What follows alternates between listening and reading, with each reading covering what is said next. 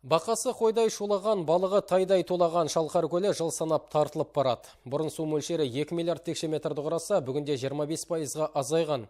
Қамыс атаулы тіптен сереген. Енді судағы тіршілік иелерінің жойылып кету қаупі бар. Қыста балықтардың мұз астында тұншығуына жол бермеу мақсатында арнайы бригадалар құрылып, 100-ден астам адам ойы қою және суға оттегін жіберу жұмыстарын жүргізді. Шалқардың суы шипалы, туризмге сұранып тұр. Алайда адамзаттың табиғат байлықтарын ысырапсыз пайдалануымен қоса, суға қоқыс қолаң тастауы салдарынан өңірдің інжу маржанына қатер төнуде. Браконьерлер бағалы балықтардың құрып кетуіне себепкер болса, қарабастың қамын ғана ойлаған шаруалар гидронысандардың материалын талан-таражға түсірген. Нәтижесінде Шалқарға қосылатын қос канал өз жұмысын тоқтатты. Бұған қоса көлге солтүстіктен құятын Есен аңқаты және Шолақ аңқаты өзендерінің ағысы бәсеңдеген.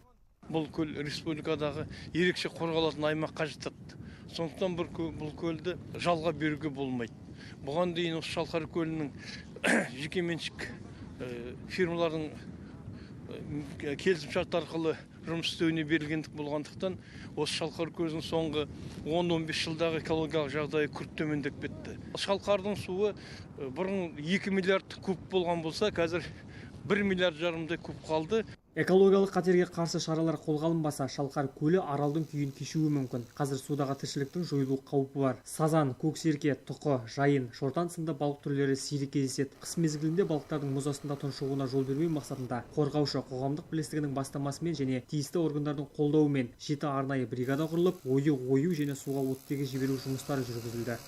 Знаете, что тяжелое положение в этом году. Биыл қыстың қаһарлы болуынан өзен көлдердің бетіндегі мұзды қалың, балықтардың қырылуына жол бермеуіміз қажет. Біздің қоғамдық бірлестік осы бағытта жұмыстанып келеді. Бүгін Шалқарда 500-дей ойы қоюдамыз. Өзге азаматтардан, соның ішінде балықшылардан осы акцияны жалғастыруын сұраймыз. Игі бастамаға маңайдағы Аңқаты, Шалқар, Бозай ауылдарының тұрғындары да атсалысты. Бұл Шалқардың шабағына дейін сүзіп алатындарға үлгі болары анық.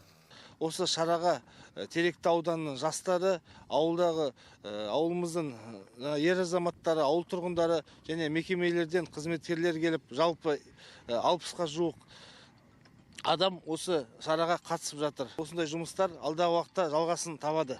Сала мамандары өңірдің інжу маржанын қайта қалпына келтіру үшін бірқатар жоба әзірлеуде. Ең маңыздысы істен шыққан Барбастау Шалқар және Жайық Шалқар каналына қайта жан бітіру. Әрі биыл бюджеттен 5 миллион теңге қаржы қарастырылып, көлді балықтандыру бағытында ғылыми биологиялық негіздеме жасатылады.